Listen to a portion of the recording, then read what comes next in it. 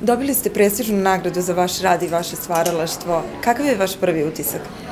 Emocije su proradile, presrećna sam i naravno preporučila bi svim ženama da rade danonoćno, zato što vredi raditi toliko, isplati se naravno, prepoznaju ljudi to. Da li će vam biti podstrek za dalji rad i kako će vas motivisati? Motivisat će me da još više, još kvalitetnije radim i zadovoljstvo mi je da vidim decu obučenu u konfekciji Ofilip.